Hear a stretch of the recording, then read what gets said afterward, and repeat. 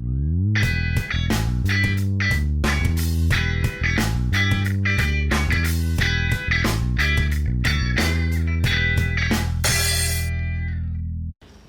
a gente vai começar a falar de um assunto, a gente vai levar uma aula e meia para isso, um dia e meio de aula para isso, um assunto que pode parecer, inicialmente, um assunto quase que uma perfumaria, do direito penal, um assunto histórico, mas não é. A gente vai falar da evolução epistemológica do direito penal, o que é um assunto, eu diria, fundamental para a formação de vocês. Por que fundamental para a formação de vocês? Entender os conceitos penais é entender de onde eles vêm, como eles se formam.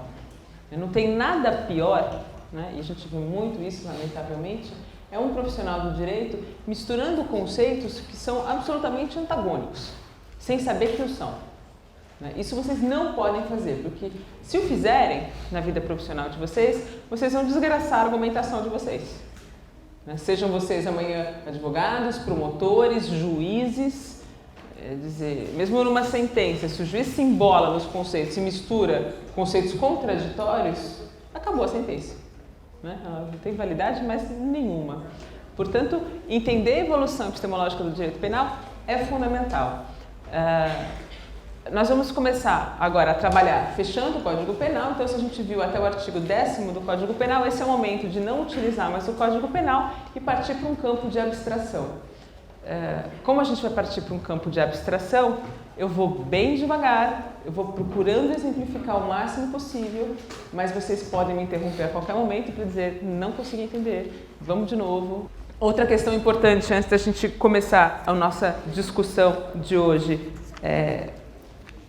essa evolução epistemológica vai ser, nesse primeiro momento, o tratamento de uma visão metodológica ampla de cada escola penal.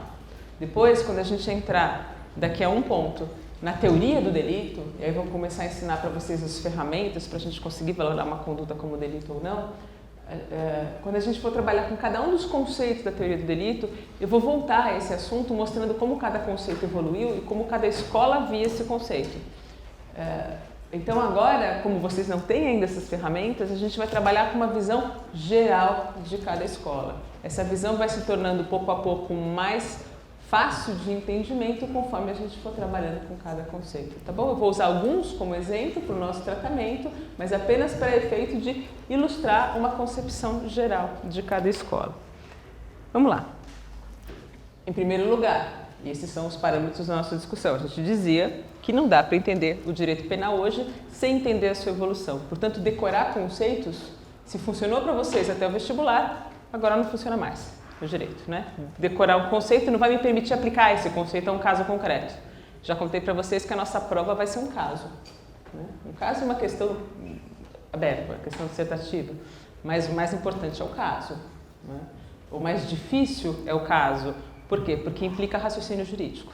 Então não adianta falar, eu decorei tudo, fotograficamente, eu sei todos os conceitos que a professora falou em aula. Se eu não entender, eu não aplico, não dá. Portanto, esse nosso estudo hoje é um estudo fundamental. Qual o sentido da evolução epistemológica do direito penal? A evolução do direito penal como ciência. O sentido dessa evolução é o sentido da tentativa de resposta àquela pergunta que a gente se fez lá no começo do ano. Lembra da primeira pergunta que a gente se fez a partir da gravura do Francisco de Goya?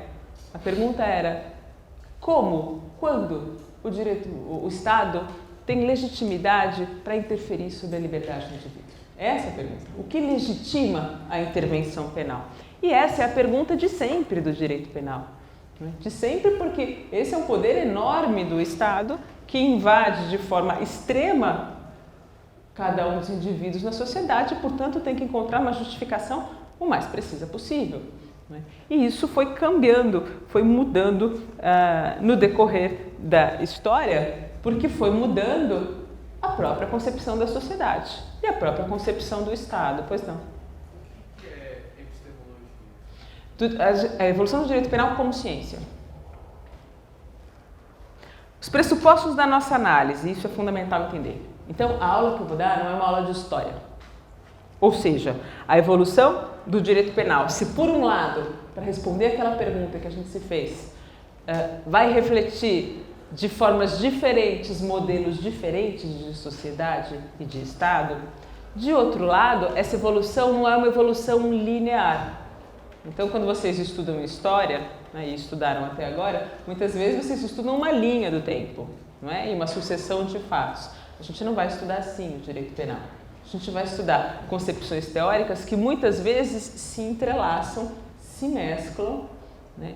E muitas vezes vão e voltam. Acho que nós já mencionamos isso uma vez, mas agora a gente repisa. O direito penal, cientificamente, sofre movimento pendular, de vai e volta. E isso vai ficar muito claro quando a gente trabalhar com as diferentes escolas penais. Depois a gente vai comentar um pouco sobre qual é o eixo desse movimento pendular e por que ele é pendular.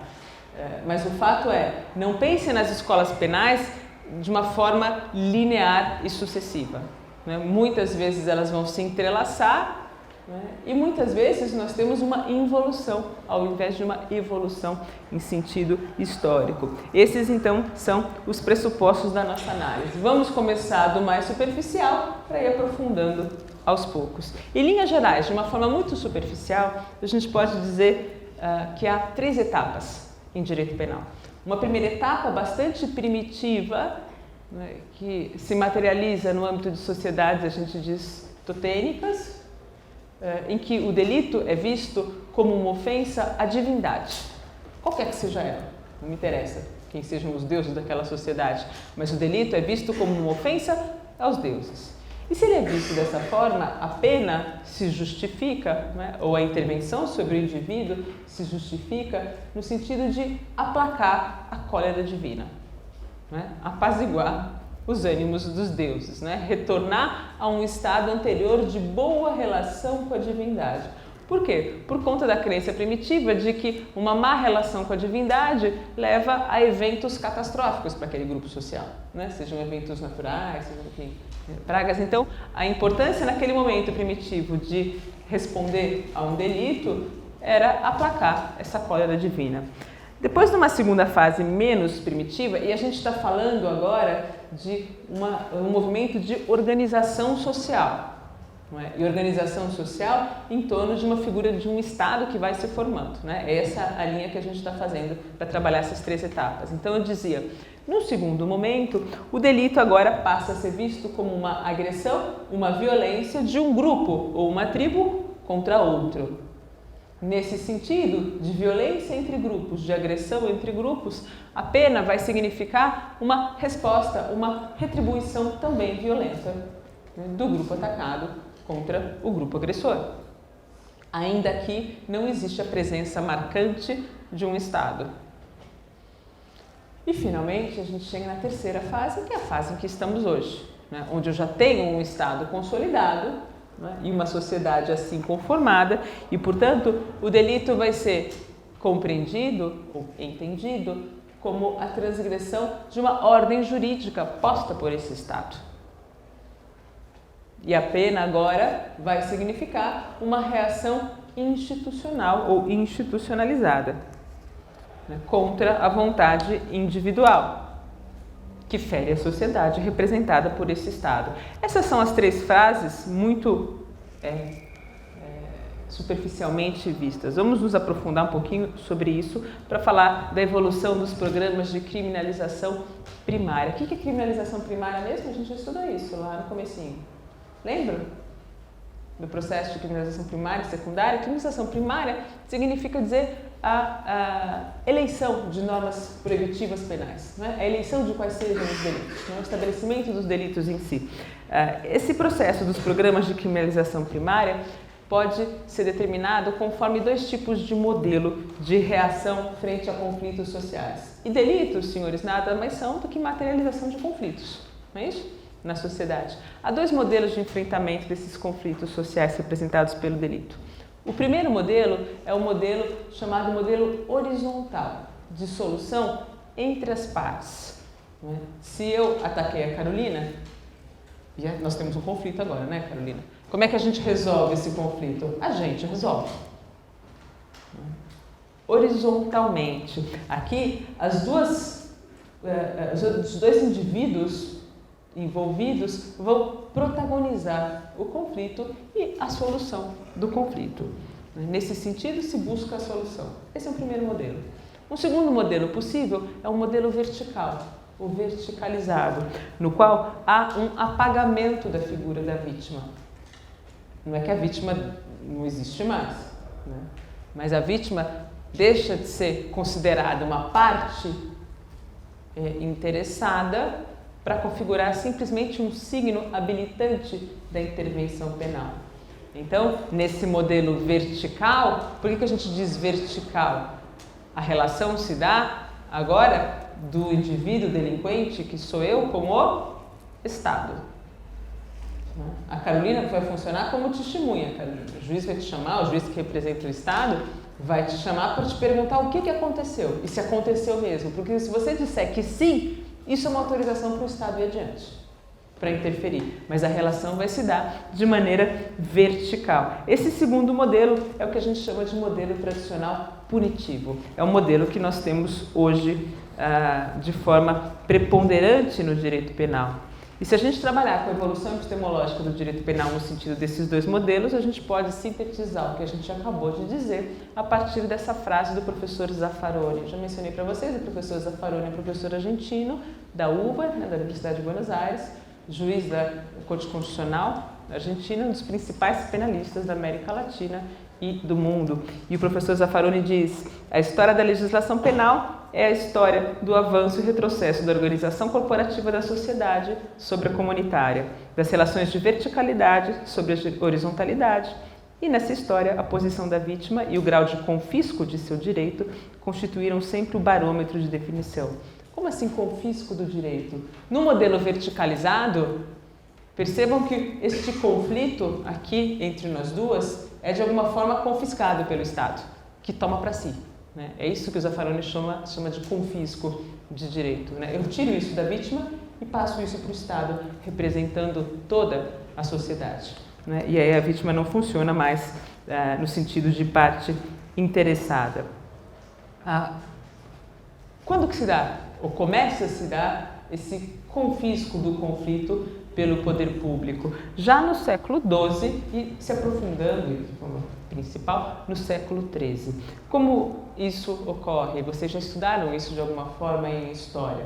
A lesão da vítima se converte em um delito contra um soberano e, se estabelecendo essa relação de conflito com o soberano, se estabelece uma relação de inimizade do delinquente com o soberano. Inimizade no sentido do estabelecimento da figura de um inimigo do soberano, né? E este é o delinquente, dentro do que a gente chama de um processo inquisitório. Aqui, senhores, a gente está falando ainda de século XIII, ainda no âmbito, então, de um antigo regime, né? A gente está num período pré-iluminista. Quais são as características desse antigo regime? A gente já falou um pouco sobre isso, né? A cara do direito penal no antigo regime. A gente tem o absolutismo do poder público, né? Isso significa uma preocupação com a defesa do príncipe, não é? Do soberano, que representa uma figura divina, não é isso?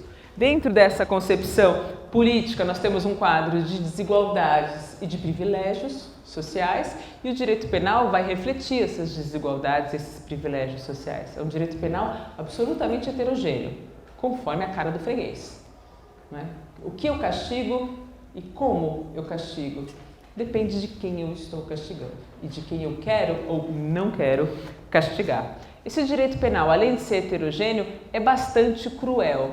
Por quê? Porque se confunde a ideia do crime com a ideia de pecado, né? E de simplesmente inimizade com esse soberano. O que a gente faz com isso, com o inimigo do soberano? A gente aniquila. Não é isso? É assim que a gente trata um inimigo, não é? A gente neutraliza esse inimigo, a gente aniquila.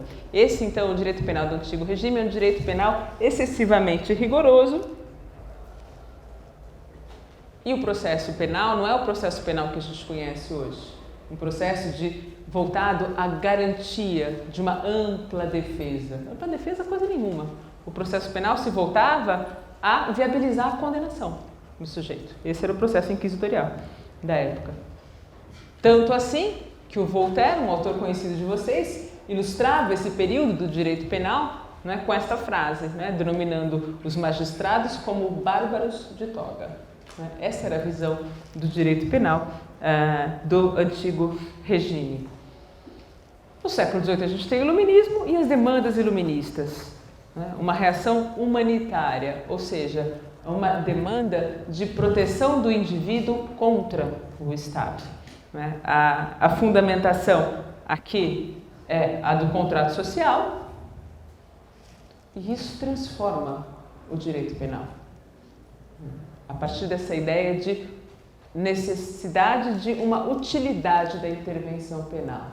Ou seja, a liberdade do indivíduo tem que ser preservada, o Estado não interfere, salvo se essa intervenção for absolutamente necessária. Para quê?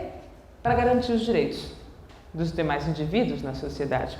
Por isso, o delito deixa de ter uma fundamentação ética religiosa, ele deixa de ser visto como um pecado, né, e passa a ser relacionado necessariamente à ideia de uma danosidade social. O delito tem que significar um dano social. Só assim pode haver a intervenção do direito penal. Onde a gente tem a materialização dessas demandas? Na obra do Beccaria, que vocês leram, né, do Cesare Bonessana, também conhecido como Marquês de Beccaria, isso é 1764. É uma obra amplamente conhecida, difundida, né, no mundo, traduzida para muitos idiomas, e isso tudo facilitado pelo linguajar utilizado pelo Beccaria, e vocês puderam testemunhar o linguajar. Não é um livro muito palatável, não precisa ser profissional do direito para entender as demandas do Marquês de Beccaria. Além do Beccaria, existe um outro autor que é fundamental nessa época e que escreveu um pouquinho depois do Beccaria, em 1778, um autor alemão que chama Rommel. Ele é desconhecido para nós simplesmente porque ele não foi traduzido ao português. Mas na Europa e fundamentalmente na Alemanha, qualquer manual de direito penal traz a figura do Rommel como figura central no âmbito de um iluminismo e de um direito penal liberal. Né? Ele é conhecido como o Beccaria alemão. E eu ouso dizer a vocês, o Rommel é muito mais liberal do que foi o Beccaria. Por exemplo, leram o Beccaria? Não estou falando grego com vocês sabem do que eu estou falando. O Beccaria defende ou condena a pena de morte? Mentira. Mentira. Condena, salvo nos casos de indivíduos nocivos ao Estado. Aí ele vê uma utilidade na pena de morte e a defende. Não, mas aí não é pena de morte. Aí é uma defesa do direito de guerra. É uma guerra contra um indivíduo. Não, mas não é pena de morte. Aí nós não estamos nem no direito. O Estado não está matando o indivíduo? Não, aí o Estado não é o mesmo Estado. E pode? O Beccaria tem uma relação conflituosa com a ideia de Estado. Não é? É dizer, quando o Beccaria fala que eu tenho que confiar absolutamente no legislador, não é isso? Ele fala, o juiz não pode fazer nada se não aplicar a norma, ele não tem que ficar interpretando nada, ele é um aplicador, não é? A confiança total do Beccaria está no legislador, porque ele confia ainda na figura do Estado. E isso leva o Beccaria a defender a pena de morte, trabalhando com esta figura de Estado que tem que se defender, tem que combater um inimigo seu, um inimigo de toda a sociedade. Coisa que o Rommel não faz. O Rommel, na Alemanha, condena absolutamente a pena de morte. Ele não vê nenhum sentido ou racionalidade na pena de morte. Por isso a gente dizia que o Rommel é muito mais liberal do que foi o Beccaria na sua época. Eu não estou trazendo nenhuma novidade para vocês. Eu trouxe alguns trechos que vocês já leram do Beccaria. Por exemplo, para que a pena não seja uma violência de um ou de muitos contra o cidadão particular, deve ser pública, eficaz, necessária, a mínima possível nas circunstâncias dadas, proporcional ao crime e ditada pelas leis. Ou, mais sinteticamente, trabalhando com aquilo que depois viria a ser considerado política criminal, o Beccaria diz, já, é melhor prevenir os delitos do que castigá-los. Isso é mais eficaz socialmente. A partir desta demanda iluminista, a gente tem o que chama do surgimento de um direito penal moderno. Não é? Um direito penal marcado por uma racionalidade ou uma maior racionalização e fundamentalmente pela legalidade. Agora, olha que interessante, eu traduzi um pedacinho do Rommel para vocês, para mostrar como esse autor é absolutamente liberal, extraordinário. Olha só, um tema que foi um tema, inclusive, tratado por nós em aulas passadas, quando a gente falou da decisão da Alemanha, agora de 2008 e 2009, sobre o crime de incesto. Olha o que o Rommel dizia em 1778. É necessário distinguir pecado, crime e atos desprezíveis. Ter um buraco na meia não é crime nem pecado, e sim uma vergonha. Casar com a própria irmã é um pecado aos olhos do cristão, mas não é ilícito, porque crime ou ilícito é só aquilo com que eu ofendo alguém. Isso é objeto de leis penais.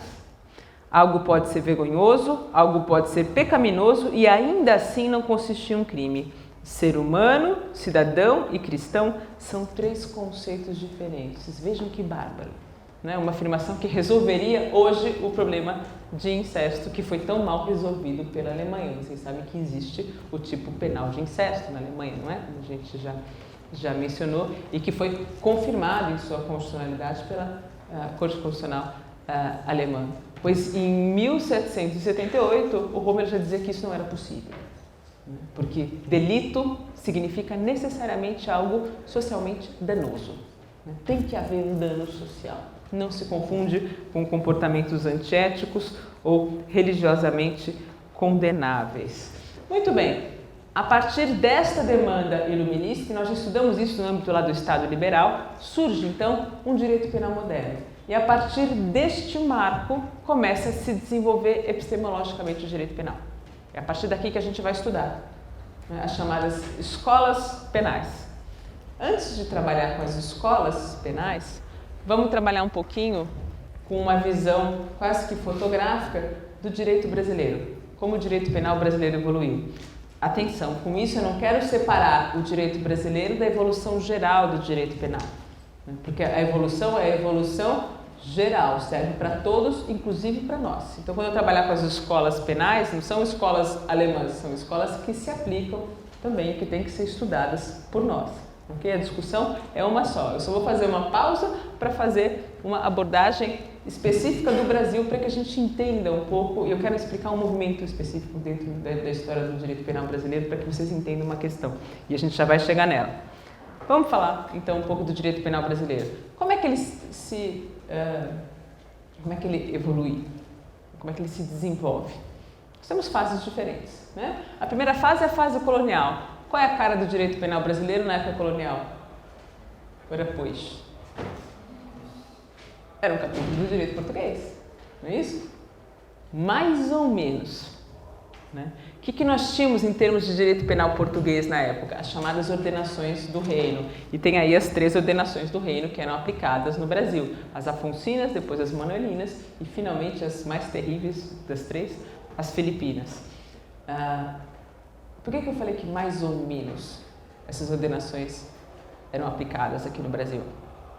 Porque nós estávamos longe da metrópole, não é? Olha, vocês que estudaram toda a evolução desse período, o que se aplicava numa capitania hereditária? Quer dizer, o donatário tinha poderes e deveres. Dentre os poderes do donatário, estava qual? O de aplicar a lei, não é isso? Que lei ele aplicava? As ordenações do reino? Mais ou menos, né? Por que mais ou menos? Porque elas eram mais ou menos desconhecidas, né? Então, se aplicava o que se achava que era a lei. E claro que os buracos eram preenchidos pelos juízes que tinham um raciocínio muito mais tópico e da tradição, ou seja, os juízes se copiavam. Como que se costuma decidir num caso assim?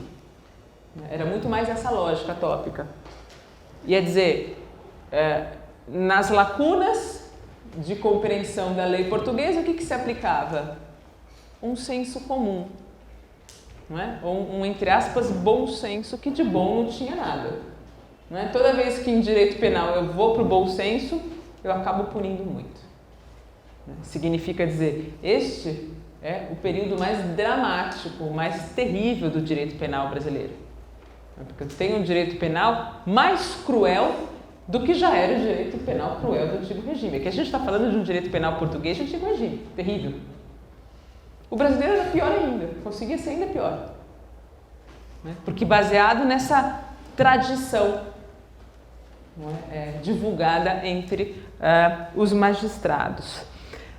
O que nós tínhamos? Um amplo quadro de criminalizações, punições absolutamente severas, heterogêneas e cruéis. Não havia princípio da legalidade, como não havia em geral o princípio da legalidade. Dessas ordenações, eu trouxe para vocês alguns dispositivos normativos das ordenações filipinas, porque elas eram as piores, eram as mais cruéis. Tanto que quando a gente quer falar de algo muito cruel, a gente fala de um filipismo, né? Justamente para fazer referência às ordenações filipinas. Então vamos lá, falar do livro 5º das ordenações filipinas. Vocês têm as ordenações aqui na faculdade, se quiserem ler, e é divertida a leitura. Olha só, crime 1. Dos que beizem cães ou bichos sem autoridade do rei ou dos prelados. Defendemos que pessoa alguma não beiza cães ou bichos nem outras animais, nem use disso sem primeiro haver nossa autoridade ou dos prelados para o poder fazer. E o que o contrário fizer, seja publicamente açoitado, pena corporal, se for peão, e pague 1.000 réis para quem o acusar. E se for escudeiro, daí para cima, seja degradado por 1 ano para a África e pague 2.000 réis para quem o acusar. Que cara que a gente tem aqui de direito penal? Em primeiro lugar, um delito que se confunde com uma noção de pecado. Qual é a danosidade social de benzer um animal? Não faz nenhum sentido. Religiosamente faz, ou faria. E isso justifica a presença desse crime dentro deste direito penal do Antigo Regime. Qual é a pena? Depende do freguês. Né? Se for de baixa classe social, a pena é corporal, ele é açoitado. Se tiver melhor condição social, a pena já deixa de ser corporal. É uma pena de degredo. O que é degredo? É algo que hoje é proibido. Né? A imposição da saída obrigatória do território nacional, naquela época normalmente para a África. E esse era o modelo português. Né? Isso se impunham aos portugueses. Né? O degredo para a África. Próximo exemplo divertido, já que a gente falou do incesto, dos que dormem com as suas parentas e afins. Qualquer homem que dormir com sua filha ou com qualquer outra pessoa, sua descendente ou com sua mãe ou outra ascendente, sejam queimados e ela também, e ambos feitos de fogo e pó. De novo, qual é a danosidade do crime? Tem o sentido religioso, não é isso? Porque a Bíblia condena o incesto. Qual é a pena? Pena de morte. Não qualquer pena de morte, porque há várias formas de matar alguém, de executar uma pena de morte. Esta aqui é bastante simbólica, né? Por fogo. Isso mostra exatamente a ideia do pecado que tem que ser expiado, né? Queimem no fogo do inferno, é o que está dizendo esse artigo. Pois não. Qual que era o fundamento religioso da condenação? Católico. Como assim? Qual que era o fundamento religioso? Por que os católicos entendiam que isso era um pecado? Por que os católicos entendiam que isso é pecado?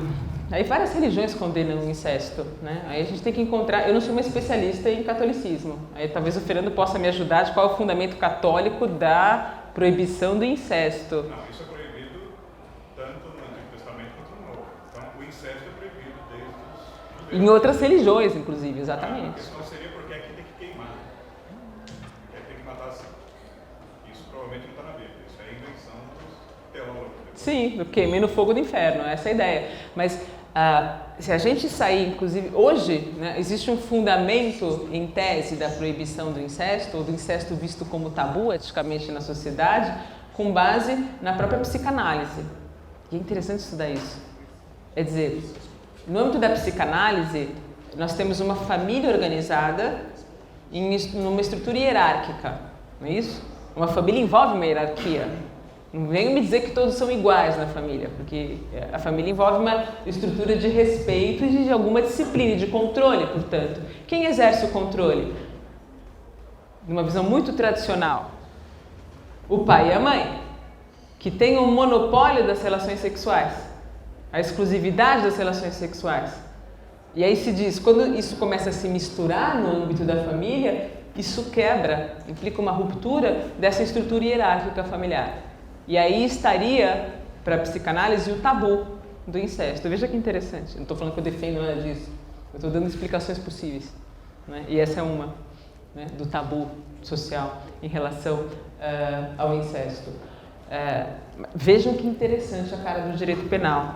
Olha uma outra norma penal. Essa não é propriamente um tipo penal, ou seja, não prevê um crime em espécie, mas trabalha com uma situação que nós conhecemos bem e que explica muito da origem do que nós tínhamos até a década de 80 do século XX no Brasil. Ou seja, Tribunal do Júri brasileiro. Toda vez que um marido era submetido a julgamento pelo júri por ter matado a mulher, ou a namorada, ou a companheira que o tinha traído, ele saía absolvido. E a tese era a legítima defesa da honra. Que horror, professora! Como assim? Olha a origem aqui. Do que matou sua mulher por a achar em adultério. Achando o homem casado sua mulher em adultério, licitamente pode matar assim a ela como o adúltero, salvo se o marido for peão e o adúltero for fidalgo ou nosso desembargador, ou pessoa de maior qualidade. O que isso quer dizer?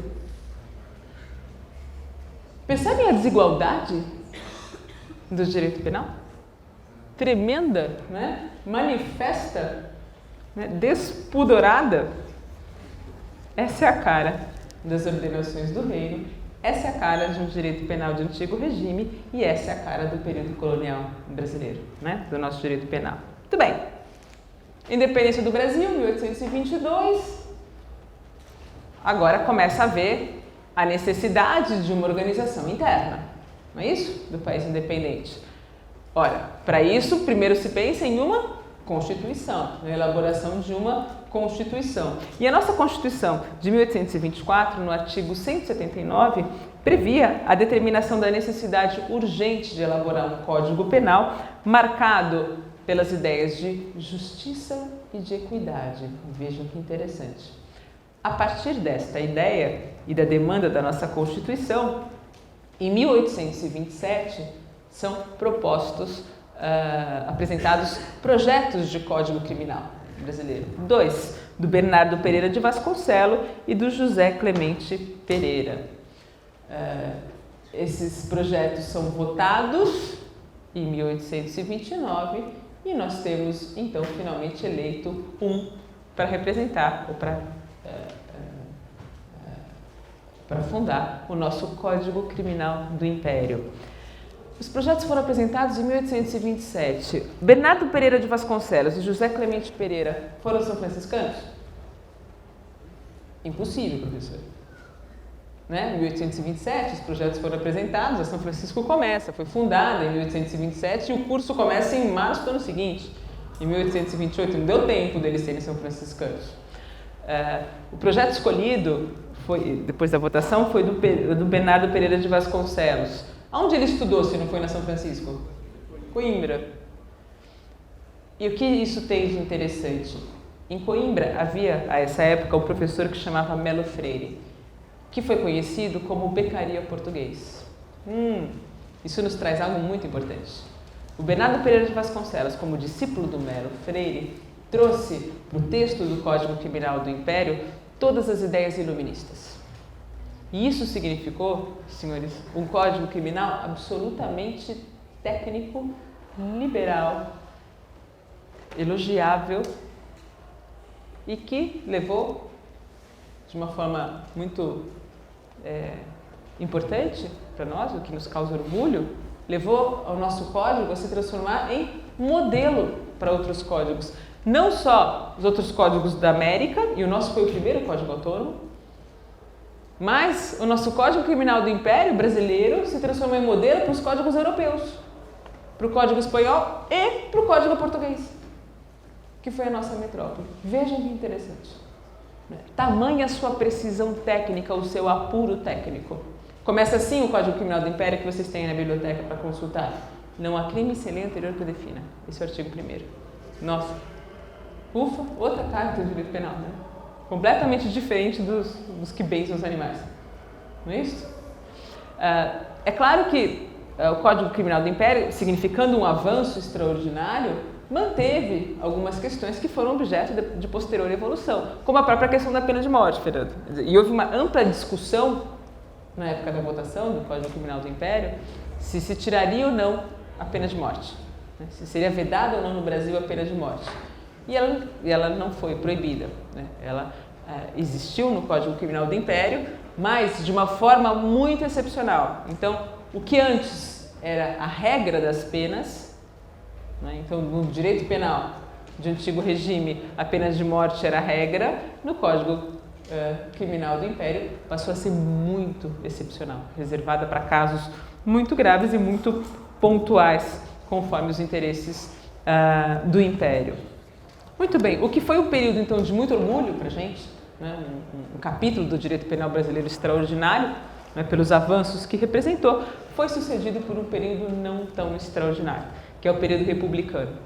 O que nós temos com a República? Um novo código e uma nova Constituição. O problema foi esta ordem. Primeiro a gente teve um novo código e depois a Constituição. E isso é sintomático, não é? É dizer, o Código Penal da República foi feito às pressas. E como tudo que é feito às pressas, foi mal feito. Mal feito porque, no sentido técnico, ignorou os avanços, então, da dogmática presente nos códigos estrangeiros da mesma época. E, na época, nós tínhamos a influência filosófica do positivismo, que foi completamente ignorada pelo nosso legislador brasileiro. Moral da história. Na presença de um código absolutamente falho em termos técnicos, houve frequentemente a necessidade de correções, né, de reformas, de emendas a esse código.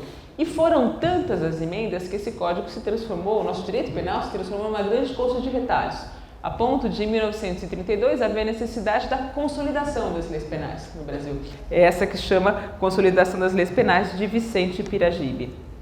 Muito bem, depois desse período, que já não é um período feliz, né, do nosso direito penal, porque tecnicamente a gente não avançou, né, a gente apresentou uma norma atécnica, nós temos o período do Estado Novo. Por que eu sublinho aqui o período do Estado Novo? De quando é o nosso Código Penal, que vocês têm em mãos? 1940. Nossa, professor, o nosso Código é de 1940? É deste período aqui. Qual é a cara do nosso Código? O projeto do Alcântara Machado. O nosso Código de 1940 entra em vigor 2 anos depois, em 1942. É interessante porque esse código se mantém e se mantém até hoje, não é? Em que pese as críticas que muitas vezes a gente encontra, não é? As questões que estão absolutamente desatualizadas, mas é um código que tem uma vida enorme, não é? E superou inclusive momentos históricos complicados, como foi o período militar no Brasil. O Código Penal não foi revogado durante o período militar. É bem verdade que não era nada muito bem aplicado, né? Mas essa é uma outra questão. O código permaneceu o mesmo. O que nós tivemos aí, né? Um momento de ruptura importante. Não de revogação do código, mas de ruptura política. O período militar, a partir da década de 60. E aqui que eu queria chegar para trabalhar com a história do Brasil. O que aconteceu de muito importante em termos penais no período militar? Claro, além da violação em massa, né, de direitos fundamentais, além dos crimes cometidos durante o período militar, absolutamente graves, houve algo cientificamente muito grave. O período militar implicou um isolacionismo científico para nós. Ou seja, o Brasil ficou à margem de todas as discussões que estavam acontecendo sobre o direito penal nesta época. E isso foi um problema, né? Por quê?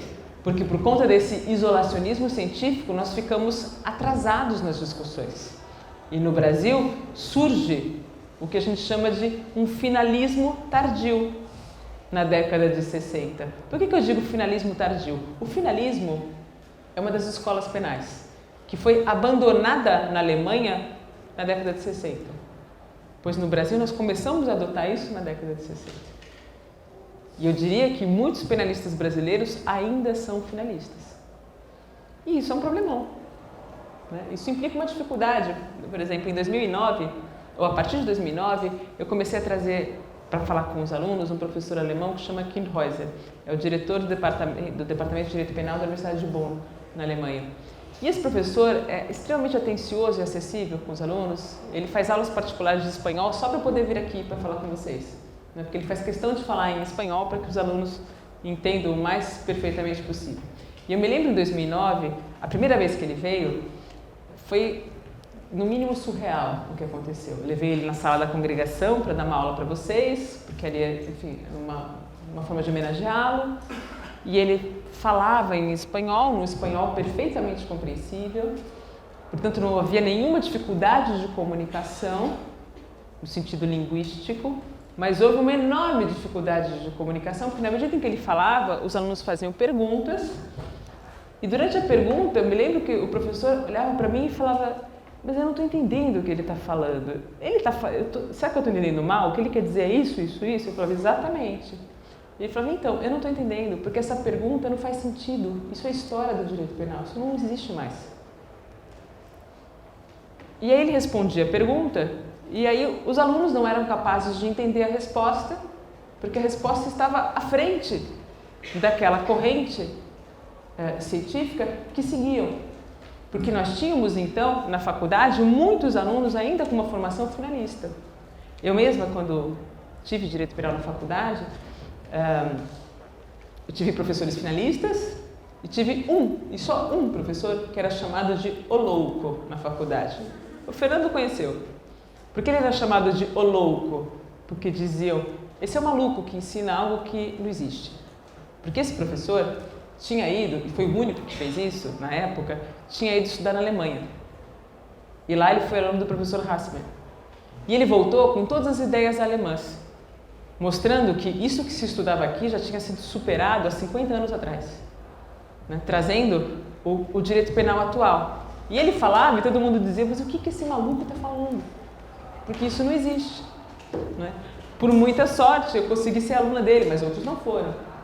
E depois, aos poucos, esse professor foi formando os seus discípulos que também foram para a Alemanha e também trouxeram a concepção de um direito penal atual, de forma que hoje nós temos já uma aproximação importante do direito penal contemporâneo, mas não de forma homogênea. É dizer, nós ainda temos muitos finalistas no Brasil, e quando vocês me perguntam muitas vezes: qual é o manual? Né? Como vocês me fazem muito? Que manual eu uso, professora? Ou vocês sempre observam: a professora gosta de dar textos em espanhol para a gente, né? De falar para a gente ler manual em espanhol. Por que isso? Porque ela acha que os brasileiros são burros? Não, porque eu sou brasileira também. Né? Quer dizer, qual é o problema? É este aqui. O nosso isolacionismo científico, de forma que muitos dos manuais que a gente ainda tem hoje se vinculam a uma concepção que não é a concepção mais atual de direito penal. Né? E esse é um problema metodológico. Né? Não porque os brasileiros sejam burros, ou preguiçosos, ou atrasados. O problema é histórico. É este aqui.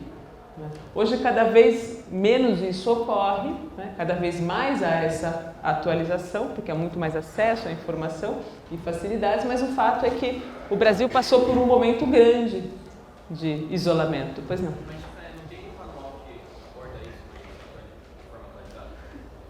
Não tem nenhum manual que Hoje, cada vez mais. Temos, por exemplo, nós temos um grande penalista brasileiro vivo, hoje, do Rio de Janeiro, que é o professor Juarez Tavares. Né? E por que a obra dele é fundamental? Porque Juarez Tavares também estudou na Alemanha, né, na sua época. Né? Hoje ele tem 74 anos. Ele tem uma formação filosófica imensa e uma formação penal alemã imensa. E ele também trouxe, né, no mesmo período que o professor da São Francisco trouxe para cá, o Juarez Tavares trouxe também para o Brasil o que eram as inovações alemãs, que não tinham nada de inovação, para os alemães era algo que já era sabido há muito tempo. Né? Então esse é um autor que escreve muito e escreve muito bem, né, sobre isso. Mas muitos ainda trazem essa formação finalista, porque foram alunos de professores finalistas. E por isso que eu dizia na aula do professor Kindhäuser, havia muitos alunos da faculdade, né, porque a gente sempre convida todo mundo, e muitos eram finalistas e faziam perguntas, e o professor falava: mas o que esse menino está falando? Eu não estou entendendo. Nenhum aluno alemão ia falar isso, porque isso não existe mais. Né? Perguntar sobre, sei lá, é como vocês perguntarem para mim sobre o artigo das ordenações filipinas, eu dizer: isso é história, quer dizer, falar disso hoje não faz sentido nenhum. Né? E isso foi muito, para mim foi muito sintomático, né?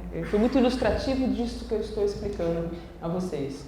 O que quer dizer, né, não, de novo, que os brasileiros sejam menos, né? Até porque nós temos brasileiros extraordinários, reconhecidos mundialmente, né? O mais novo catedrático da Universidade Humboldt de Berlim, e a Humboldt é aquela que eu falei que tem 29 ganhadores do Prêmio Nobel, né? O Franz von Liszt foi catedrático da Humboldt de Berlim. O mais novo catedrático de Berlim, quem é? Um brasileiro, que se chama Luiz Greco, né? Que é um dos grandes penalistas do mundo hoje. Então, quer dizer, os brasileiros não são menos, né? Mas a gente teve um momento histórico complicado, né? E isso implicou esse quadro que a gente chama de isolacionismo científico. E assim eu consigo justificar algo que no começo do ano eu não conseguia justificar bem a vocês, e ficou parecendo que eu gosto muito mais de outros países ou outras línguas, e não é nada disso, né? Muito bem, o que a gente teve depois? Em 1984, houve uma grande reforma da parte geral do Código Penal, capitaneada, entre outros, pelo professor Miguel Reale Júnior, aqui da faculdade, né, titular, que acabou de se aposentar, faz 2 anos que ele se aposentou. Uma reforma que modificou de modo muito importante a parte geral do Código. Depois a gente vai aprender os pontos dessa reforma, onde ela foi importante. E a gente teve também a elaboração da chamada Lei de Execução Penal, a lei que regula como as penas são cumpridas. E isto, senhores, é extraordinário. Muitos países não têm uma lei de execução penal. É exemplo do Chile. E a nossa lei de execução penal é tão boa, é tão técnica, que também é usada como modelo para muitas outras leis. O problema é que ela não é aplicada, né? Mas ela é muito boa. Leiam a lei de execução penal para vocês verem como ela é muito interessante, muito importante e muito atual para todos nós. Bom, o que a gente teve a partir daí? Um processo de redemocratização, e que significou algo, não só para nós, em geral no mundo, mas também para o Brasil, significou um giro importante metodológico no direito penal. Vocês já leram a nossa Constituição ou estão estudando a nossa Constituição e percebem que a Constituição de 88 é muito preocupada com interesses coletivos ou supra-individuais, não é isso? E isso foi também transferido para a esfera penal, ou seja, a proteção de interesses coletivos. Não que não houvesse antes, mas é que a partir do final da década de 80, no Brasil e no mundo em geral, passou a significar o grande foco, a grande preocupação do direito penal, não é? Proteger os interesses coletivos da sociedade. Isso implicou uma mudança no perfil do penalista, né? Antes de entrar na faculdade, quando se falava direito penal, criminalista, um penalista, o que vocês imaginavam? Aquele advogado senhorzinho no seu escritório, todo de madeira escuro com seus livros, não é isso? Estudando sozinho o caso para ir lá defender no júri, não é isso? Vocês pensavam no penalista que ia defender seu cliente num crime contra a vida. Quer dizer, a partir do final da década de 80, qual a imagem de um penalista?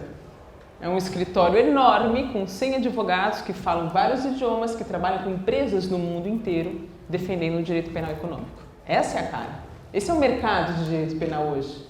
É claro que há também o advogado que faz júri, que defende o crime contra a vida, e há todo esse direito penal. Mas o grande foco no mercado do direito penal são os interesses coletivos. São esses escritórios esses advogados de grandes escritórios, como a monitora que esteve com vocês ontem. Ela trabalha num escritório enorme, ela só fala em outras línguas, ela praticamente não fala português no dia a dia dela, só trabalha com multinacionais, né? Com problemas penais envolvendo interesses coletivos. Como assim, professora? A partir do final da década de 80, é difícil imaginar uma única empresa no Brasil que não tenha problemas penais. Ela tem um problema ambiental, ela tem um problema tributário, ela tem um problema financeiro, e todos esses problemas hoje são transferidos para a esfera penal, né? Então, o crime ganhou uma outra feição, diferente lá do homicida, do criminoso sexual, que também existe, claro, mas agora de uma forma muito mais voltada ao coletivo. Essa é a cara do direito penal. E eu dizia, isso não só no Brasil, isso no mundo em geral, é uma preocupação mundial. E isso levou a um fenômeno político-criminal mundial de endurecimento. Então, se vocês me perguntarem qual é a cara que o direito penal tem hoje em geral, né? O direito penal que tem a mesma base nossa, né? Continental. Qual é a cara desse direito penal? Um direito penal duro, né? Cada vez mais severo. Né? Essa é a cara da política criminal. Não por isso mais eficiente. Muitas vezes o contrário. Não é? Menos eficiente, mais simbólico. E esse é um objetivo desse direito penal coletivo. Né? Ser simbólico, ou seja, mostrar para a sociedade que aquela questão está sendo contornada. E com isso, na verdade, inviabilizando muitas discussões sobre questões importantes. Né? Então, hoje, essa é a cara da política criminal, bastante endurecida, né? Não só aqui, em geral, de forma que se vocês forem à biblioteca de penal, do departamento de penal, aqui da faculdade, e consultarem as revistas mais atuais que a faculdade recebe, pegue a última revista espanhola, né? Revista Penal da Espanha, e vejam lá o índice, quais são os artigos publicados, pelo menos metade deles são artigos críticos a esse tipo de política criminal que se faz, né? Mais duro. São artigos que podem ser lidos aqui, na Espanha, na Alemanha, da mesma forma, com os mesmos efeitos. Alguém tinha levantado a mão? Não? Então essa é a cara geral do direito penal, não só no Brasil, mas no mundo inteiro. Um direito penal coletivo e bastante mais endurecido. Vamos voltar, visto o que acontece rapidamente, né? Estabelecendo uma fotografia ou uma evolução fotográfica do direito penal no Brasil, vamos voltar à evolução epistemológica do direito penal. E a gente começa então a partir do iluminismo, como a gente disse, né? A gente vai estudar a evolução a partir daí. O que veio antes é aquele direito penal cruel, que a gente vai ficar estudando. Vamos trabalhar a partir de uma perspectiva de maior racionalidade, ou racionalização. E a gente começa com a primeira escola, chamada de escola clássica. Esse nome, escola clássica, não é uma autodenominação, é uma denominação posterior. Que a escola posterior, a escola clássica, deu de forma pejorativa a eles, falar os clássicos, de um jeito pejorativo. E aí ficou escola clássica, por isso que a gente chama de escola clássica, mas eles não se chamavam assim. Qual era o fundamento dessa escola? Era a própria ideologia iluminista, a ideia do contrato social de Rousseau. A base filosófica, o justnaturalismo que vocês já estudaram, não é isso? Qual é a ideia aqui? O direito tem uma natureza transcendente, segue uma lei natural, que é imutável, que apenas é revelada ao nosso conhecimento, não é isso? A gente não constrói essas leis, a gente toma consciência delas, elas não são reveladas, não é isso? A partir dessa base, que é uma base metafísica, né? O que constitui um delito para a escola clássica? O que vocês acham que constitui um delito? Vejam, se a gente está fundado numa demanda iluminista, obviamente o delito tem que representar um dano social. E obviamente esse dano social tem que estar descrito numa lei, não é? Então o delito tem que atender o princípio da legalidade.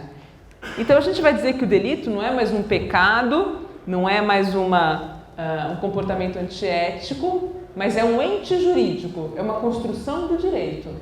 Não é? Delito é aquilo que uma norma jurídica diz que é, antes de mais nada, não é isso? E culpável, ou seja, reprovável, o comportamento do agente que eu posso culpar, por quê? Porque corresponde materialmente à violação de um direito subjetivo. Os delitos violam direitos subjetivos das vítimas, não é isso? E, portanto, eu tenho que ter a responsabilização do agente. Como se dá essa responsabilização na escola clássica, dentro de um método que a gente chama racionalista, abstrato e dedutivo? A responsabilidade do agente se baseia na ideia de livre-arbítrio. O que é o livre-arbítrio? Dentro dessa perspectiva metafísica da escola clássica, livre-arbítrio se relaciona à possibilidade ou às possibilidades de escolha do indivíduo. Isso tem uma base moral. Ora, como ser livre que sou, eu tenho a possibilidade de escolher entre fazer o bem ou o mal. Porque eu escolhi fazer o mal quando podia ter escolhido fazer o bem, eu sou reprovável. E essa é a base da responsabilidade penal do sujeito. Basta, então, verificar o livre-arbítrio do agente e verificar o que se chamou nexo psicológico entre o comportamento do agente, fundado nesse livre-arbítrio, e o resultado. Que resultado? A modificação no mundo exterior. Né? Modificação no sentido de violação de um direito subjetivo. Então, qual o resultado? Lá no homicídio, eu tenho uma vítima morta no chão. Né? Por que eu respondo por esse crime? Porque eu, podendo escolher não matá-la, eu escolhi matá-la. E como é que se comprova esse vínculo? A partir de um nexo psicológico que era traduzido pelo movimento muscular voluntário que causava essa modificação no mundo exterior. Essa é uma concepção causal naturalista do comportamento do sujeito. Bom, se esse é o delito e se essa é a responsabilização do agente, para que serve a pena? Se eu estou falando de uma culpa moral do agente, baseada no livre-arbítrio, a pena corresponde a uma resposta a essa culpa moral, uma retribuição. Porque você escolheu fazer o mal, eu retribuo esse mal com outro, que é a pena. E essa ideia da retribuição é muito presente na obra do Kant.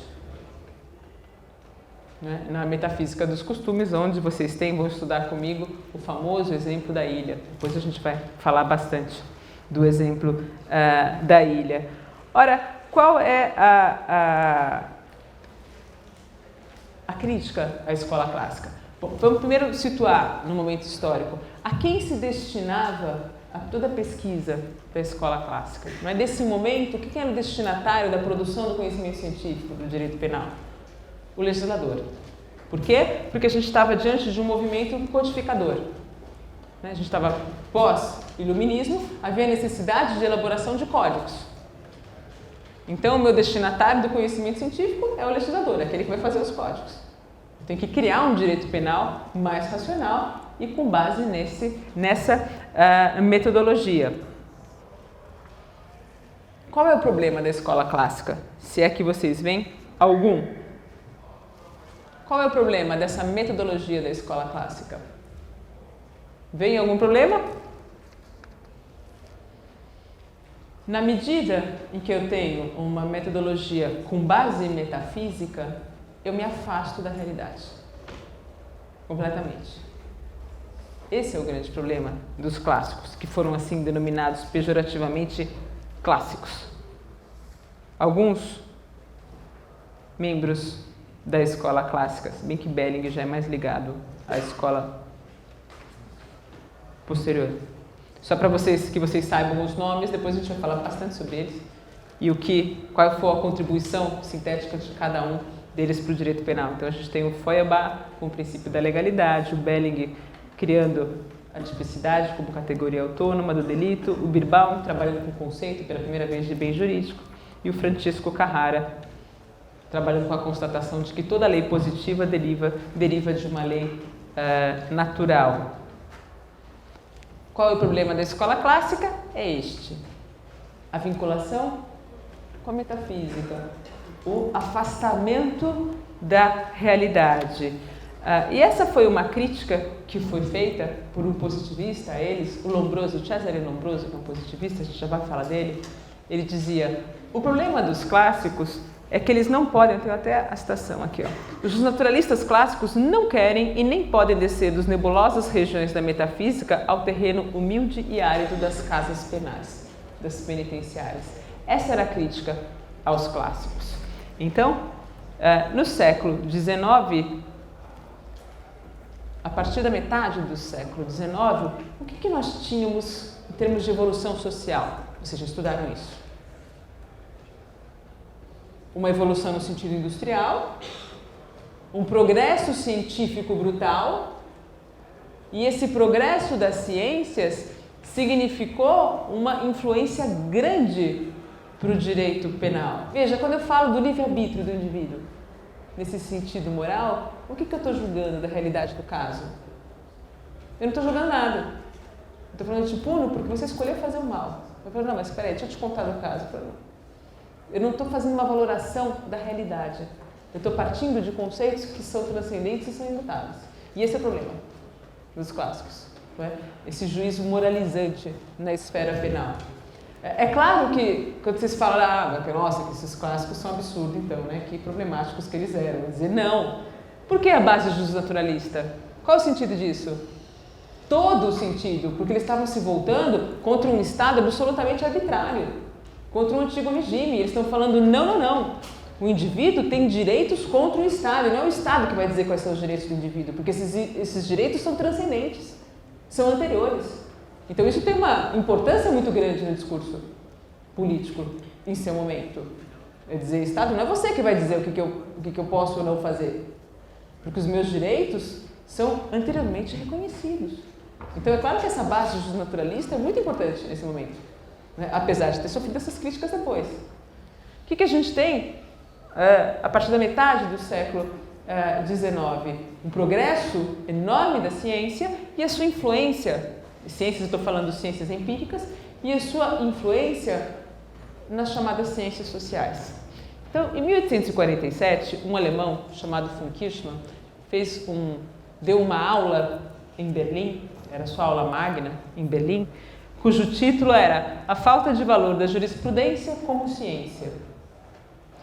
E ele fazia essa pergunta, de forma provocativa, que é a mesma pergunta que eu tenho certeza que vocês se fazem, ou os amigos de vocês fazem a vocês. O direito é uma ciência?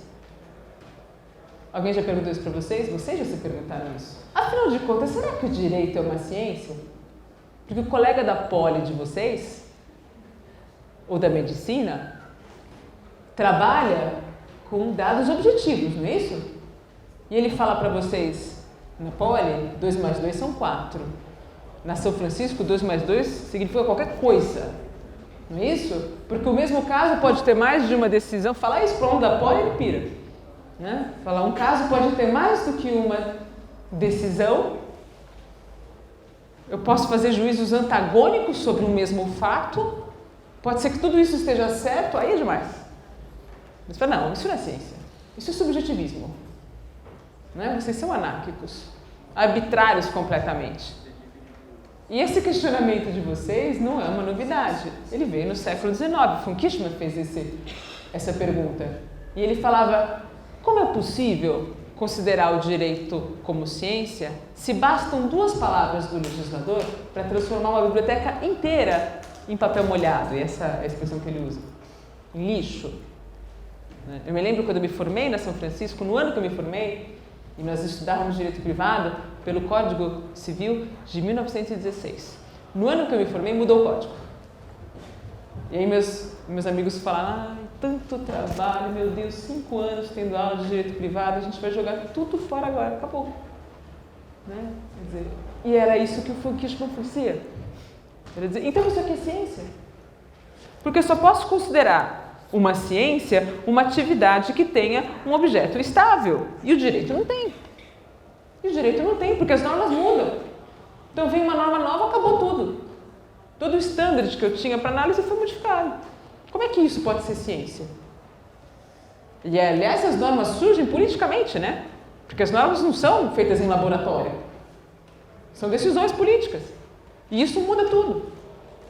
Essa é a provocação do von Kirchmann, que eu tenho certeza que já foi a provocação de vocês também. Ora, a partir daí, começa a haver uma preocupação no sentido de impor a metodologia das ciências empíricas para o direito e para as ciências sociais. Eu só posso salvar o direito como ciência se eu conseguir aplicar a metodologia científica, no sentido de metodologia empírica, ao direito. Só assim eu consigo dar uma estabilidade para o direito como ciência, senão não consigo.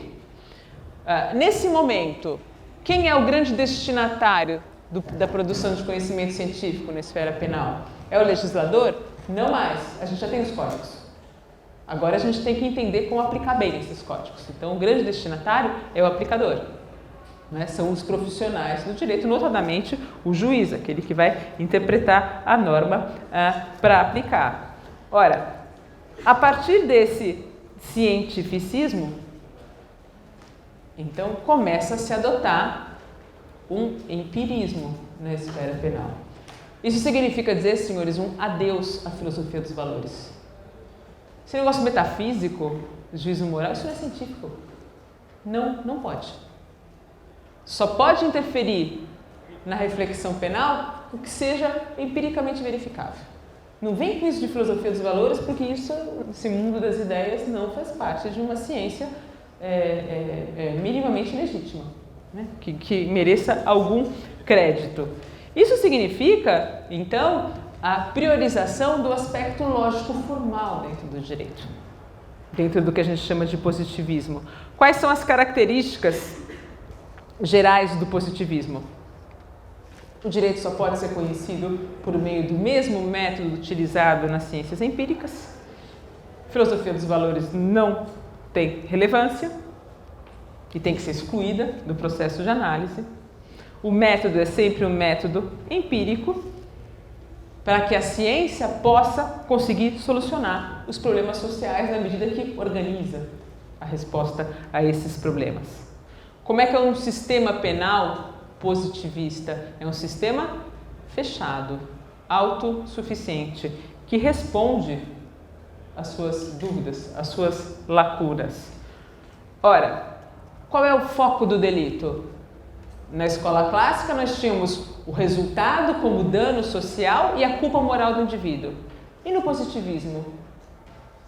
Qual é a grande preocupação em relação ao delito? Se é a metodologia das ciências empíricas, qual vai ser a grande preocupação? Aquilo que eu posso perceber. Não só o resultado, mas fundamentalmente a relação de causalidade entre a conduta do agente e o resultado a que ele chegou. Esse passa a ser o foco da análise, esse processo ou esse vínculo causal. Ora, como é que eu estabeleço ou estudo, senhores positivistas, a relação de causalidade? Como é que a gente estabelece a relação de causalidade? Então vamos lá, tirar a pistola da bolsa, vou dar um tiro na colega de vocês, que cai morta. A pergunta é, o disparo da pistola é causa da morte dela? Sim ou não? Vocês estão vendo tudo isso, vocês estão conseguindo perceber essa realidade, aprender essa realidade, sim ou não? Como é que vocês chegam à conclusão que sim? Porque no momento que eu dei o disparo, sem querer, involuntariamente, eu espirrei também. Ou eu tossi. A tosse é causa da morte dela? Que juízo que vocês estão fazendo? Não estou entendendo. Intuitivamente, vocês estão fazendo um processo de supressão mental hipotética. Vocês estão fazendo o seguinte: para verificar se a condição de disparo da arma é morte dela, eu suprimo essa condição mentalmente e verifico se o resultado teria se dado. Sim ou não? Tirando esta condição de disparo, ela teria morrido? Não. Sinal que essa condição é causa da morte. Sim ou não? Tirando a minha tosse, ela teria morrido? Teria, porque eu disparei. A tosse é condição da é causa da morte? Não. Lindos vocês, não é? Perfeito, a gente conseguiu analisar a relação causal em direito penal. Pois não? Professor, mas se a tosse te atrapalhasse, assim, te desviasse? Bom, pode ser que eu só tenha atirado porque eu tossi. Eu estava mostrando uma arma para vocês. Olha que bonito, eu trouxe a pistola nova para vocês conhecerem. Não é? E aí, sem querer, eu tossi, mas não é o caso. Aqui. Se fosse diferente, ela podia ser considerada também causa. Mas essa sua pergunta é interessante. E aí eu começo a provocar vocês, positivistas, que se acharam o máximo, entendendo a relação causal nesse caso. Entenderam o processo de supressão mental, que é um processo de base empírica, sim ou não? Eu estou buscando perceber essa realidade, aprender com ela. Ora, se o disparo da pistola é causa da morte dela, sem dúvida nenhuma, a fabricação dessa pistola pelo senhor que me vendeu também vai ser causa. Porque se ele não tivesse fabricado a pistola, eu não teria comprado e eu não teria morrido, sim ou não? Aliás, eu poderia dizer a vocês que a conduta sexual dos meus pais de terem me gerado é causa da morte, porque se eles não tivessem me gerado, eu não estaria aqui para dar um tiro na sua cabeça. De onde a conduta deles também é causa do crime. Ih, desgraçou, né? Por que desgraçou? E a gente começa a perceber uma crítica importante ao positivismo. Por que desgraçou? Porque eu estou partindo de uma análise puramente empírica que não me deixa valorar a relevância daquele fato empírico. Por que vocês deram risada quando eu falei dos meus pais? Vocês falaram, é impossível querer punir seus pais pela morte da aluna. Não é mesmo? Ou mesmo o fabricante que fabricou licitamente a arma pela morte da aluna. Isso não faz nenhum sentido, isso não tem relevância jurídico-penal. Porque agora, mentalmente, o que vocês estão fazendo é um processo valorativo, que vai além desse empirismo, que vai além dessa metodologia empírica, não é isso? E esse é um grande problema, ou seja, o conhecimento de realidades pré-jurídicas não resolve o problema jurídico, que envolve uma análise valorativa. Sim ou não? O grande problema, então, dessa relação de causalidade positivista é esse regresso ao infinito, se chama. Você chega até o começo do universo, assim. Porque tudo vai ser causa da sua morte, no final das contas. São tantos os fatores, né, que de alguma forma contribuíram para a chegada a este momento, que tudo vai ser causa do resultado. No âmbito jurídico, como é que se dá o chamado positivismo? No âmbito jurídico, a gente tem uma valorização da separação clara entre os mundos do ser e do dever ser. Como a gente estudava isso na minha época? Os mundos do ser e do dever ser. O direito visto como um conjunto de normas positivadas, independentemente da avaliação do seu resultado. Ou seja, qual é o grande antecedente do ordenamento jurídico? A vontade do Estado. E como ele tem poder soberano, ele pode exercer o direito de ser obedecido. E eu, cidadã, destinatária da norma, tenho o dever de obedecer a norma. Ponto. Quantas vezes, eu já mencionei esse exemplo para vocês, nós temos lá o juiz positivista que vai me dizer, eu não julgo a norma, eu julgo conforme a norma. A norma é uma realidade que me foi dada. E a partir dela, eu faço a aplicação. Não é isso? Sem refletir sobre o seu conteúdo, porque isso não me cabe fazer, já que o antecedente causal dessa norma é a vontade do Estado e contra ela eu não posso nada. Ora, a gente tem um sistema jurídico formalista de caráter classificatório aqui. Todos os problemas estão de antemão aparentemente resolvidos pela lei. Basta o processo de subsunção. Então, num sistema positivista, eu não preciso nem de advogado. Para que eu preciso de defesa? Eu não preciso. Aliás, eu já estou como desembargadora com o meu voto pronto lá. O sujeito está lá fazendo sustentação oral, eu estou dormindo, porque para mim pouco importa.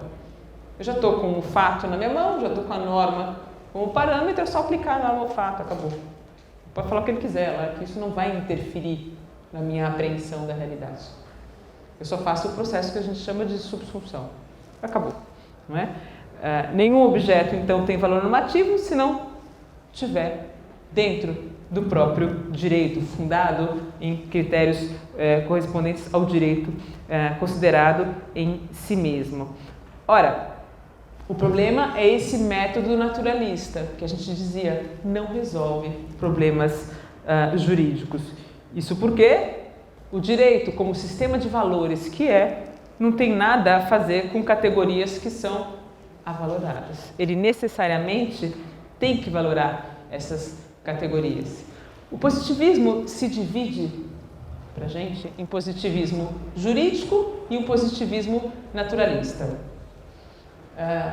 E aí a gente tem traços interessantes. Dentro de uma concepção mais naturalista, nós temos a vertente do positivismo criminológico. Nós temos o surgimento da criminologia no positivismo. Lembra da criminologia do começo do ano? O que era a criminologia? Dizia a vocês? Estudava o delito e o delinquente como fenômenos sociais. O que é isso? É uma percepção positivista. Né? É tentar responder aquela pergunta, tentar entender a realidade, dizer por que as pessoas delinquem? Por que alguém comete um crime? E o que fazer com esses crimes? Essa é uma preocupação que veio a ser a preocupação da criminologia. Tudo isso com base no positivismo. Dentre os autores criminológicos, merece um destaque interessante já vou voltar isso aqui, merece um destaque interessante, o Cesare Lombroso. Cesare Lombroso é aquele que fez a crítica aos clássicos, que eu citei para vocês. O Cesare Lombroso era um médico de cárcere, tinha formação médica, e ele começou a se perguntar, a partir da metodologia empírica, por que as pessoas delinquem? Tem que haver algum fator que leva as pessoas a delinquir, sim ou não? Como é que ele ia resolver essa pergunta? Observando. Olha a ideia dele. Eu vou ao cárcere e lá eu observo os delinquentes, os condenados. Deve haver traços comuns. Nada mais lógico, sim ou não? E quem procura acha. Ele efetivamente foi ao cárcere, né? É um cárcere militar, né? Cadê? Começou a estudar os delinquentes e criou um sistema classificatório dos delinquentes. Achou, aparentemente, características comuns. O que ele estava buscando lá? Vocês estão rindo do Lombroso? Não sei por que vocês estão rindo. Porque em pleno século XXI a gente continua fazendo isso. Por meio da genética e da neurociência, tentar explicar por que o delito ocorre, sim ou não. Hoje se estuda o cérebro das pessoas para ver os traços de agressividade e, portanto, de delinquência. Não é nada diferente do que o Lombroso fazia. A diferença é que o Lombroso não tinha essa tecnologia, esse conhecimento. Então ele trabalhava com fenótipo, né? Com características físicas que dariam aí uma informação pretensamente genética voltada a uma delinquência. E aí ele escreveu uma obra que vocês têm aqui na biblioteca da faculdade, em italiano, que chama O Homem Delinquente. Nessa obra, ele apresenta quem é o delinquente nato, quais são as características do delinquente nato. Quem é o delinquente nato? É aquele indivíduo que eu posso esperar que ele vai delinquir, que ele tem esses traços, né, inatos nele. Quem é o delinquente nato? Ele tem o nariz de batata, ele tem o pescoço assim, desculpa, eu bati no microfone, tem o pescoço curtinho, tem a testa projetada para frente, tem as orelhas de abano. Vocês estão assim se escondendo já na cadeira? Não? Estão tensos com as características? Não estão, porque vocês estão dando risada, né? O que tem a ver o formato do nariz com a delinquência? Ele achava que tinha, porque ele conseguiu achar uma característica repetida, ou pretensamente repetida. E daí ele tentava explicar a delinquência. Aliás, um dos maiores exemplos para mim do positivismo na América Latina, uma das maiores ilustrações, né? Eu nunca tinha visto um caso de aplicação do positivismo na América Latina, veio numa viagem que eu fiz para Ushuaia. Alguém já foi para Ushuaia? O fim do mundo, né, Fernando? Você foi para o presídio do fim do mundo? Foi, legal. É o máximo, né? O Gardel foi lá. Qual é a característica fundamental do presídio do fim do mundo? Não tem muro. Aquela beleza toda. Não precisa ter muro. Porque é tão inóspito que ninguém fugia. Quem fugia pedia para voltar. Ou morria em poucos dias, ou estava na porta batendo depois de 2 dias. Por favor, me arrependi, me ponha de volta. Não que o presídio fosse lindo, porque era uma desgraça. Uma masmorra, mas era melhor do que a neve lá fora, em Ushuaia. Pois bem, por que um presídio ali? Território argentino. Por que um presídio ali? É questão territorial, né? Para garantir a fronteira. Porque um presídio, né, além da construção do prédio, vai representar a ida para lá das famílias dos funcionários, das famílias dos presos, e depois vai ser um território de ocupação dos próprios presos quando saem do cárcere. Não é? E é uma forma de garantir o território ali. Quem ia para o presídio do fim do mundo? Os piores delinquentes da Argentina. Não é isso? Os delinquentes considerados mais graves iam para lá. Muito bem. No século XIX, uma série de crimes começou a aterrorizar a sociedade argentina. Crimes daqueles brutais de filme. Então, mulheres apareciam esquartejadas, crianças afogadas, violentadas. Crianças, eu digo bebês. Até que se conseguiu pegar, né, o autor desses crimes. E era um adolescente, era esse aqui, ó. Era o Caetano. E o Caetano é bem ilustrado lá em Ushuaia, no presídio do fim do mundo. Esse menino tinha 15 anos na época. E perguntaram para ele, por que você faz isso? E ele dizia, me dá vontade. Fui passear, fiquei triste e resolvi matar alguém. Puxa. Nitidamente ele tinha um traço, um desvio de personalidade, uma perturbação mental, que eu não sei qual é, não me dediquei a estudar o caso, mas ele tinha nitidamente alguma questão mental. O que fazer com ele? Os juízes pensaram, inicialmente, o juiz que o condenou, um manicômio judiciário. Nenhum manicômio o quis, porque ele era muito violento. Né? O que os médicos e enfermeiras iam fazer com ele? Morrer também. Né? Ele era um perigo para o manicômio. Então decidiram levar ele para onde? Para o Ushuaia. Presídio do fim do mundo. Ali não vai fazer mal a ninguém. Não é isso? No máximo aos outros internos, que também pouco importavam para a sociedade argentina de então tá bom. E ele foi levado para lá. Pasmem, senhores. Pouquíssimo tempo depois foi organizada uma expedição ao presídio. Eu digo expedição porque não dava para chegar por terra. Por barco ao presídio do fim do mundo, com uma equipe médica e todo o material cirúrgico para o que foi então a realização da primeira cirurgia no presídio do fim do mundo. Pergunto a vocês, qual foi essa cirurgia? Lobotomia? Olhem essa foto, dá para ver? Não dá para ver muito porque está longe, professora, mas tem uma característica que é muito proeminente que a gente vê de longe. Olha as orelhinhas de abano. A cirurgia foi para a correção das orelhas do Caetano. Porque se entendia que a delinquência estava aqui. E ele teve as orelhas operadas. Evidentemente que isso não fez desaparecer os seus problemas mentais.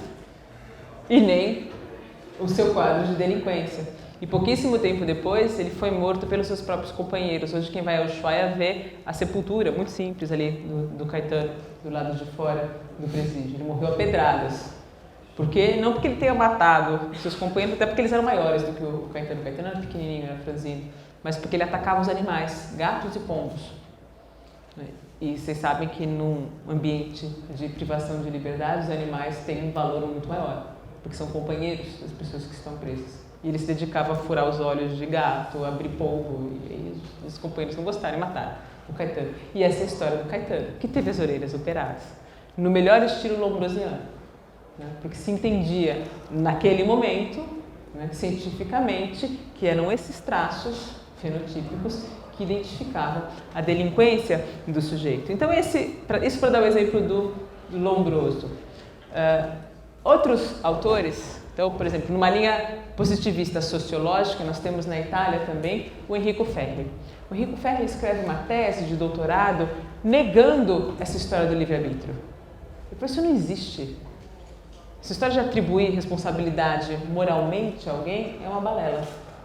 Porque ninguém é livre para escolher fazer o bem e o mal. Não é assim que se dá o processo de escolha, ele dizia.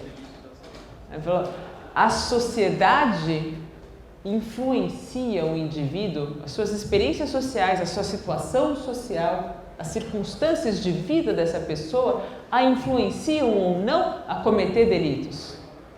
Perigosa essa visão também, não é? Porque é uma visão que determinista. Então, vai dizer, o que eu vou esperar desse sujeito que cresceu excluído socialmente, que não tem condições, que viveu no meio da criminalidade? Quer dizer, isso vai levar esse sujeito a delinquir. Então não vem me falar que ele tem livre-arbítrio para escolher fazer o bem e o mal, porque não tem. Porque influenciam de forma fundamental essas condições sociais. Isso dentro de uma perspectiva sociológica. E nós temos o positivismo jurídico mesmo. Um dos autores, por eminência, um grande autor do positivismo jurídico é o Carl Binding, na Alemanha.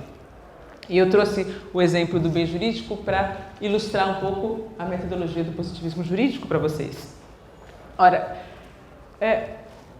se o direito positivo, né, é válido porque tem um antecedente causal da vontade do próprio Estado, é dizer, o que é o crime? Olha, crime é aquilo que está na lei. Sim ou não? Não, mas o crime tem que ofender alguma coisa. A gente aprendeu isso com o iluminismo, não é isso? Que dizia... Né? O iluminismo, desde o Beccaria, tem que haver uma danosidade social.